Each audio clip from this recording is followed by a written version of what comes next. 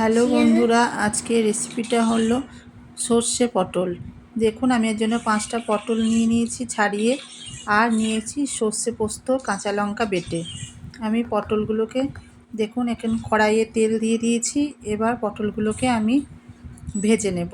আমি পটলগুলো মাঝখানে একটু চিড়ে দিয়েছি যাতে তেল মশলাটা ভালো ঢুকে যায়।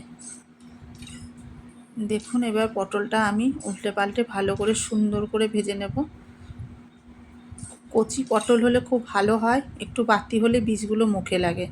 আর এখানে আমি সামান্য একটু লবণ হলুদ দিয়ে দিলাম, দিয়ে এবার সুন্দর করে ভালো করে ভেজে নিতে হবে। আপনারা এই পটল রান্না করে খেয়ে দেখবেন, খুব ভালো লাগে গরম ভাতে খেতে। দেখুন, আমার পটলগুলো ভাজা হয়ে গেছে, কি সুন্দর নরম হয়ে গেছে আর লাল লাল করে ভাজা হয়ে গেছে। এবার আমি পটলগুলোকে তুলে নেব। নিয়ে ওই তেলেতে সামান্য একটু তেল দিয়ে দেবো, দিয়ে সর্ষে পোস্ত বাটাটা আমি দিয়ে দেব।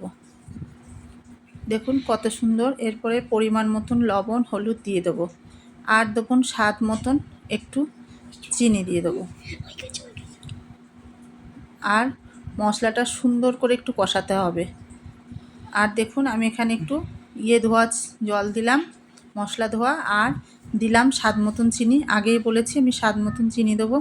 এবার ভালো করে দেখুন, মশলাটা কিন্তু তেল ছেড়ে গেছে। এবার আমি পটলগুলোকে দিয়ে ভালো করে নেড়ে চেড়ে নেব। যতক্ষণ না মশলার গ্রেভিটা একটু শুকনো শুকনো হয় ততক্ষণ আমি ফুটতে দেব। এবার দেখুন, মশলার গ্রেভিটা অনেকটাই শুকিয়ে গেছে। এবার আমরা পটল হয়ে গেছে, এবার পটলটাকে নামিয়ে নেব।